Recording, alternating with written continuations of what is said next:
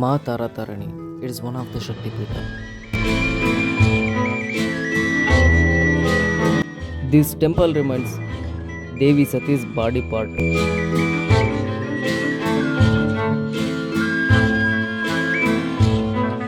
It is an epic journey.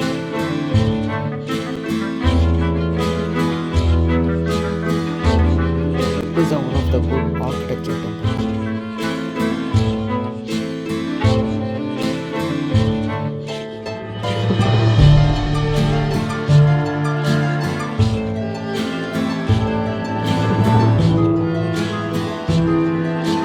It is one of the India's best kept sacred place.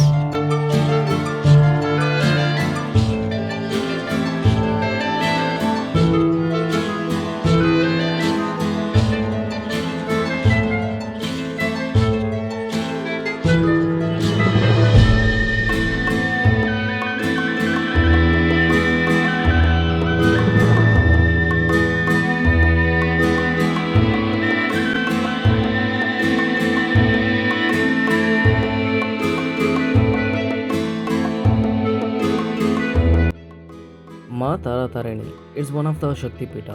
According to ನಮ್ಮ Hindu mythology ಸ್ಟೋರಿಗಳ ಪ್ರಕಾರ ದೇವಿ ಸತಿಯ ದೇಹನ ಶಿವ ಹೊತ್ತು ಸಂಚರಿಸುವಾಗ ವಿಷ್ಣು ತನ್ನ ಸುದರ್ಶನ ಚಕ್ರದಿಂದ ದೇವಿ ಸತಿ ದೇಹದ ಮೇಲೆ ಪ್ರಯೋಗ ಮಾಡಿದ್ಮೇಲೆ ಸತಿ ದೇವಿಯ ಅಂಗಗಳು ಬಿದ್ದಿರೋವಂಥ ಜಾಗ.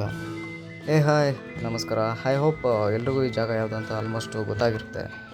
ಸತಿ ದೇವಿಯ ಒಂದು ಬಾಡಿ ಪಾರ್ಟ್ ಬಿದ್ದಿರೋವಂಥ ಜಾಗ ಅದೇ ತಾರಾತಾರಿಣಿ ಟೆಂಪಲ್. ಅಂದರೆ ಒನ್ ಆಫ್ ದ ಶಕ್ತಿ ಪೀಠ ಇದಾಗಿರುತ್ತೆ. ಸೊ ಇಲ್ಲಿಗೆ ಹೆಂಗೆ ಹೋಗೋದು, ಯಾವ ಥರ ಹೋಗೋದು ಆ್ಯಂಡ್ ಅಲ್ಲಿ ಏನೇನಿದೆ, ಯಾವ್ಯಾವ ಥರ ಇದೆ ಅಂತ ಅನ್ನೋದನ್ನು ಕಂಪ್ಲೀಟಾಗಿ ಇದರಲ್ಲಿ ಎಕ್ಸ್ಪ್ಲೇನ್ ಮಾಡಿರ್ತೀನಿ. ವೀಡಿಯೋ ಕಂಪ್ಲೀಟಾಗಿ ವಾಚ್ ಮಾಡಿ. ಓಕೆ, ಸೊ ವೀಡಿಯೋಗೆ ಲೈಕ್ ಮಾಡಿಲ್ಲ ಅಂದರೆ ಲೈಕ್ ಮಾಡಿ, ಶೇರ್ ಮಾಡಿ ಆ್ಯಂಡ್ ಕಮೆಂಟ್ ಮಾಡಿ. ಓಕೆ, ಸೊ ಆ್ಯಕ್ಚುಲಿ ರೋಪ್ ವೇಯಿಂದನೂ ಹೋಗ್ಬೋದು ಆ್ಯಂಡ್ ಓನ್ ವೆಹಿಕಲ್ ಇದ್ದರೆ ಓನ್ ವೆಹಿಕಲಿಂದನೂ ಹೋಗ್ಬೋದು. ಈ ಪ್ಲೇಸ್ ಬಂದುಬಿಟ್ಟು ಗಂಜಾಮ್ ಅನ್ನೋ ಡಿಸ್ಟಿಕಲ್ಲಿದೆ, ಅಂದರೆ ಒಡಿಶಾ ಸ್ಟೇಟಲ್ಲಿ ಬರುತ್ತೆ. ಸೊ ಟೋಟಲ್ ಆಗಿ ಒಡಿಶಾದಲ್ಲಿ 3 ಶಕ್ತಿಪೀಠ ಸಿಗುತ್ತೆ. ಅದರಲ್ಲಿ ಒನ್ ಆಫ್ ದ ಶಕ್ತಿಪೀಠ ತಾರಾತಾರಿಣಿ. ಆ್ಯಂಡ್ ಇಲ್ಲಿಗೆ ಓನ್ ವೆಹಿಕಲಿಂದನೂ ಹೋಗ್ಬೋದು ಅಥವಾ ರೋಪ್ ವೇಯಿಂದನೂ ಹೋಗ್ಬೋದು. ಬಟ್ ನಾನು ಚೂಸ್ ಮಾಡಿದ್ದು ರೋಪ್ ವೇ, ಬಿಕಾಸ್ ಅಲ್ಲಿಂದು ವೆದರ್ ಆಗಿರ್ಬೋದು, ನೇಚರ್ ಆಗಿರ್ಬೋದು ತುಂಬಾ ಚೆನ್ನಾಗಿದೆ. ಓಕೆ, ಇಲ್ಲಿಗೆ ಯಾವ ಥರ ವಿಸಿಟ್ ಮಾಡ್ಬೋದು ಅಂತ ಅಂದರೆ ಕರ್ನಾಟಕದಿಂದ ಒಡಿಶಾ ಸ್ಟೇಟು, ಅಲ್ಲಿ ಭುವನೇಶ್ವರ್ ಅಥವಾ ಬ್ರಹ್ಮಪುರ್ ರೈಲ್ವೆ ಸ್ಟೇಷನ್. ಸೊ ಅಲ್ಲಿ ಇಳ್ಕೊಂಡು ತುಂಬಾ ಹತ್ರ ಆಗುತ್ತೆ ಪ್ಲೇಸು. ಅರೌಂಡ್ 30 to 35 ಕಿಲೋಮೀಟರ್ ಆಗುತ್ತೆ. ತಾರಾತಾರಿಣಿಗೆ ಅಲ್ಲಿ ಬಸ್ಸಸ್ ಇರುತ್ತೆ, ಬಸ್ಸಸ್ ಅವೈಲೇಬಲ್ ಇರುತ್ತೆ. ಸೊ ಬಸ್ಸಸ್ಸಿಂದ ತಾರಾತಾರಿಣಿಗೆ ಡೈರೆಕ್ಟ್ ಬಸ್ಸಸ್ ಇರುತ್ತೆ. ಸೊ ಡೈರೆಕ್ಟ್ ಬಸ್ಸಸ್ ಹತ್ತಿದ್ರೆ ಸೊ ಬೆಟ್ಟಕ್ಕಂತೂ ಹೋಗಲ್ಲ, ಅಲ್ಲಿ ಬಸ್ ಸ್ಟಾಪಿಗೆ ಇಳಿಬೋದು. ಸೊ ಬಸ್ ಸ್ಟಾಪಿಂದ ಸೊ ತಾರಾತಾರಿಣಿಗೆ ನಾವು ಡೈರೆಕ್ಟಾಗಿ ಬರ್ಬೋದು. ಸೊ ಡೈರೆಕ್ಟಾಗಿ ತಾರಾತಾರಿಣಿ ಸರ್ಕಲ್ ಏನಿರುತ್ತೆ ಅಲ್ಲಿಗೆ ಹೊತ್ಕೊಂಡು ನಾನು ಚೂಸ್ ಮಾಡಿದ್ದು rope way. So ultimately rope way ಎಲ್ರಿಗೂ ಇಷ್ಟ ಆಗುತ್ತೆ, ನನಗೂ ಇಷ್ಟ ಆಗಿದೆ. ಸೊ ಹಂಗಾಗಿ ರೋಪ್ ವೇ ಚೂಸ್ ಮಾಡಿದೆ. ಇಟ್ಸ್ ವೆರಿ ಗುಡ್ ಆ್ಯಂಡ್ ತುಂಬಾ ಚೆನ್ನಾಗಿದೆ ರೋಪ್ ವೇಲಿ ಎಕ್ಸ್ಪೀರಿಯನ್ಸು.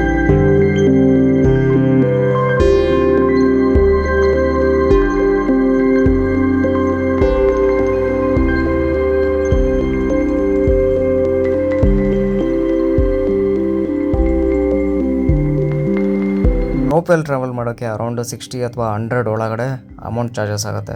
ಮೈಸೂರಲ್ಲಿ ನೋಡಿರ್ಬೋದು, ಮೈಸೂರಲ್ಲಿ ಸತಿದೇವಿಯ ಕೂದಲು ಅಂದರೆ ಹೇರ್ಸ್ ಬಿದ್ದಿರೋದು. ಇಲ್ಲಿ ತಾರಾತಾರಿಣಿಯಲ್ಲಿ ಸತಿಯ ದೇಹ ಅಂದರೆ ಎದೆ ಭಾಗ ಬಿದ್ದಿರೋದು, ಅಂದರೆ ಬ್ರೆಸ್ಟ್ ಬಿದ್ದಿರೋದು. ಇಲ್ಲಿ once in a life time Shakti Peetha ಅಷ್ಟು ಕವರ್ ಮಾಡೋಕ್ಕೆ ಟ್ರೈ ಮಾಡಬೇಕು. ಬಟ್ ಈ ಪ್ಲೇಸ್ ಅಂತೂ ತುಂಬಾ ಇಷ್ಟ ಆಗುತ್ತೆ ಎಲ್ರಿಗೂ.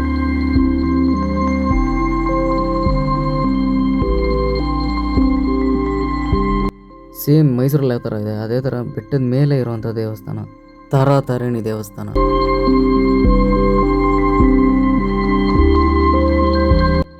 ಪ್ರತಿಯೊಂದು ಸಿಸ್ಟಮೆಟಿಕ್ ಆಗಿದೆ ಆ್ಯಂಡ್ ಮೋರ್ ಓವರ್ ಕ್ಲೀನ್ ಆಗಿದೆ.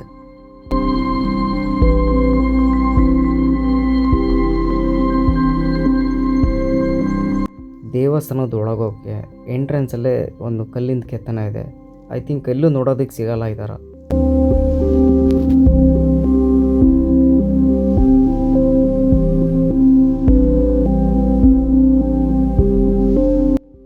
ಈ ದ್ವಾರ ಬಾಗಿಲು ತುಂಬಾ ಎಲ್ರಿಗೂ ಇಂಪ್ರೆಸ್ ಮಾಡುತ್ತೆ ಅಂತ ಅಂದ್ಕೊತೀನಿ.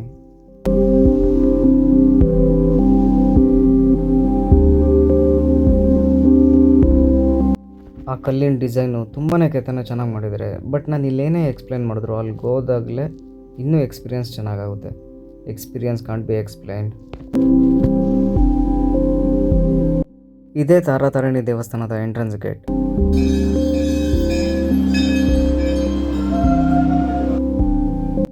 ಆ್ಯಕ್ಚುಲಿ ಅಲ್ಲಿ ಫೋಟೋಸ್ ಆಗಲಿ ವೀಡಿಯೋಸ್ ಆಗಲಿ ಅಲೋ ಇರಲ್ಲ. ಬಟ್ ನಾನೇನಕ್ಕೆ ತೊಗೊಂಡೆ ಅಂತ ಅಂದರೆ ವೀಡಿಯೋ ನೋಡ್ತಿರೋ ಪ್ರತಿಯೊಬ್ಬರಿಗೊಂದು ದರ್ಶನ ಆಗಲಿ ಆ್ಯಂಡ್ ಯಾರ್ಯಾರು ಇಲ್ಲಿಗೆ ವಿಸಿಟ್ ಮಾಡೋಕ್ಕಾಗಿಲ್ಲ ಅವರೆಲ್ಲ ಇಲ್ಲಿ ದರ್ಶನ ಮಾಡ್ಕೊಳ್ಳಿ ಅನ್ನೋ ಒಂದೇ ಉದ್ದೇಶಕ್ಕೋಸ್ಕರ ನಾನು ವೀಡಿಯೋ ಕ್ಯಾಪ್ಚರ್ ಮಾಡ್ಕೊಂಡಿರೋದು. ಅಲ್ಲೇನಾದರೂ ಪೂಜೆ ಮಾಡಿಸಿದರೆ ಗರ್ಭಗುಡಿ ಒಳಗಡೆ ಎಂಟ್ರಿ ಇರುತ್ತೆ. ಸೊ ಇನ್ನೂ ಚೆನ್ನಾಗಿ ದರ್ಶನ ಆಗುತ್ತೆ, ಎಲ್ಲರೂ ಮಾಡಿಸ್ಬೋದು. ಮೋರ್ ಓವರ್ ಪ್ರಸಾದ ಎಲ್ಲ ರಿಟರ್ನ್ ತರುವಾಗ ಅಲ್ಲಿ ತುಂಬಾ ಕೋತಿಗಳಿರುತ್ತೆ. ಸೊ ಆದಷ್ಟು ಹುಷಾರಾಗಿ ತೊಗೊಂಬಂದ್ರೇ ಒಳ್ಳೆಯದು. ಇವಾಗ ನೋಡ್ತಾ ಇರೋದು ದೇವಸ್ಥಾನದ ಒಳಗಡೆ.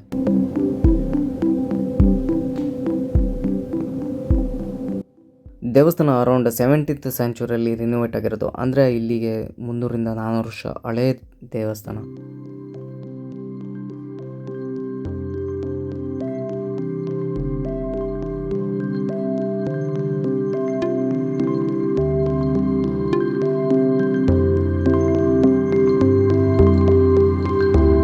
ಈ ಜಾಗಕ್ಕೆ ಬಂದಮೇಲೆ ಹೋಲ್ ಡೇ ಇಲ್ಲೇ ಸ್ಪೆಂಡ್ ಆಗಿಬಿಟ್ಟಿದೆ. ಟೈಮ್ ಹೇಗೆ ಹೋಗಿದೆ ಅಂತಲೇ ಗೊತ್ತಾಗಿಲ್ಲ.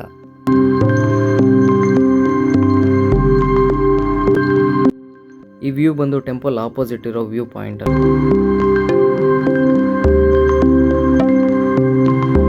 ಇವಾಗ ನೋಡ್ತಾ ಇರೋದು ಬಿಲ್ಡಿಂಗ್ ಒಳಗಡೆ. ಬಟ್ ಇನ್ನೊಂದಿದೆ, ಟಾಪಲ್ಲಿದೆ, ಆ ವ್ಯೂ ನೋಡ್ಬೋದು. ಅದು ಇನ್ನೂ ಚೆನ್ನಾಗಿ ಕಾಣುತ್ತೆ.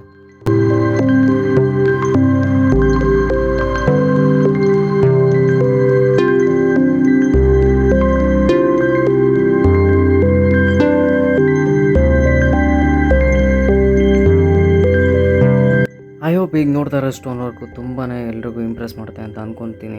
ಬಿಕಾಸ್ ಈ ಥರ ಒಂದು ಸ್ಟೋನ್ ವರ್ಕ್ ಅಂದರೆ ಈ ಥರ ಕೆತ್ತನೆ ಎಲ್ಲೂ ನೋಡೋದಕ್ಕೆ ಸಿಗಲ್ಲ.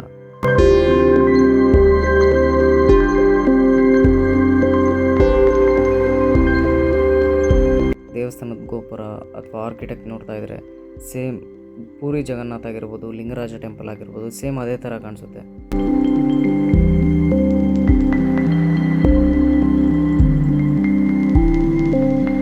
ತುಂಬಾ ಟಯರ್ಡ್ ಆದಮೇಲೆ ಅಲ್ಲಿ ಮಲ್ಕೊಂಡಾದ್ಮೇಲೆ ಟೈಮ್ ಹೇಗೆ ಹೋಗಿದೆ ಅಂತಲೇ ಗೊತ್ತಾಗಿಲ್ಲ.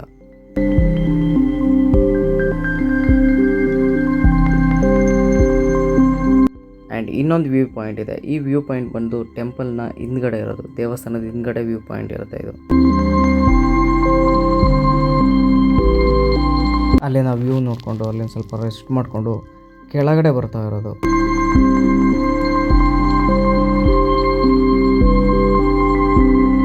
ಇದು ಬಂದು ದೇವಸ್ಥಾನದ ಹಿಂದ್ಗಡೆ ಬರುತ್ತೆ. ದೇವಸ್ಥಾನದ ಹಿಂದ್ಗಡೆ ಮೇಲ್ಗಡೆ ವ್ಯೂ ನೋಡಿದ್ರೆ ಕಂಪ್ಲೀಟ್ ದೇವಸ್ಥಾನ ಆಗಿರ್ಬೋದು ಅಥವಾ ಕಾಂಪ್ಲೆಕ್ಸ್ ಏನಿದೆ ಅದಷ್ಟು ಕಾಣುತ್ತೆ.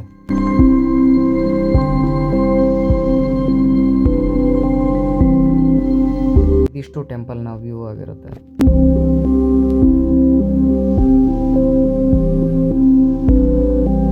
ಈ ಪ್ಲೇಸ್ ತುಂಬಾ ಚೆನ್ನಾಗಿದೆ ಆ್ಯಂಡ್ ಎಲ್ರಿಗೂ ಇಷ್ಟ ಆಗುತ್ತೆ ಅಂತ ಅಂದ್ಕೊತೀನಿ.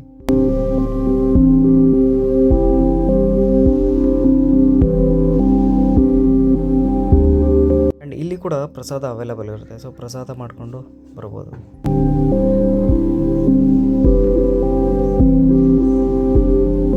ರಿಟರ್ನ್ ಬರೋದಕ್ಕೆ ರೋಪ್ ವೇ ಇರುತ್ತೆ ಆ್ಯಂಡ್ ಓನ್ ವೆಹಿಕಲ್ ಇದ್ದರೆ ಓನ್ ವೆಹಿಕಲಿಂದನೂ ಬರ್ಬೋದು. ರೋಪ್ ವೇ ಎಕ್ಸ್ಪೀರಿಯೆನ್ಸು ತುಂಬಾ ಚೆನ್ನಾಗಿದೆ. ಐ ಹೋಪ್ ಯಾರಾದರೂ ವಿಸಿಟ್ ಮಾಡ್ತಾ ಇದ್ದಾರೆ ರೋಪ್ ವೇ ಚೂಸ್ ಮಾಡಿದ್ರೆ ಐ ಹೋಪ್ ಚೆನ್ನಾಗಿರುತ್ತೆ. ಶಕ್ತಿಪೀಠಗಳೆಲ್ಲ ಹೇಗಾಯಿತು, ಬಿಹೈಂಡ್ ದ ಸ್ಟೋರಿ, ದಕ್ಷಯಜ್ಞ ನಡೆಯುವಾಗ ಈ ಸ್ಟೋರಿ ಎಲ್ಲ ನಾನು ಕೊಟ್ಟಿಯೂರು ಅನ್ನೋ ಒಂದು ವೀಡಿಯೋದಲ್ಲಿ ಅಪ್ಲೋಡ್ ಮಾಡಿದ್ದೀನಿ. ಆ್ಯಂಡ್ ಆ ವೀಡಿಯೋ ಕಂಪ್ಲೀಟಾಗಿ ವಾಚ್ ಮಾಡಿ ಅದನ್ನು. ಐ ಹೋಪ್ ಅವಾಗ ನಿಮಗೆ ಅರ್ಥ ಆಗ್ಬೋದು ಅನಿಸುತ್ತೆ.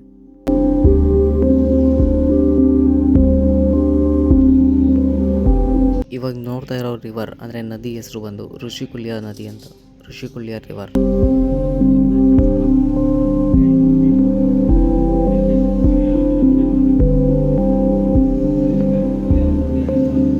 ಯಾರಾದರೂ ಒಡಿಶಾ ಪ್ಲ್ಯಾನ್ ಮಾಡ್ತಾ ಇದ್ದರೆ ತಾರಾತಾರಿಣಿ ಟೆಂಪಲ್ನ ಮಿಸ್ ಮಾಡಬೇಡಿ. ಸೊ ವಿಸಿಟ್ ಮಾಡಿ, ತುಂಬ ಚೆನ್ನಾಗಿದೆ.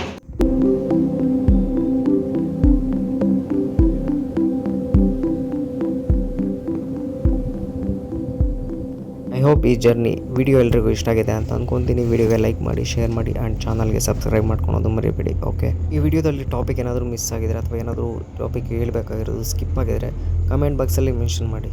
And thank you for watching. Next ವಿಡಿಯೋದಲ್ಲಿ ಸಿಗೋಣ. ಮಾ ತಾರಾತಾರಿಣಿ ಬ್ಲೆಸ್ ಯು ಆಲ್. ಎಲ್ರಿಗೂ ಒಳ್ಳೆಯದಾಗಲಿ.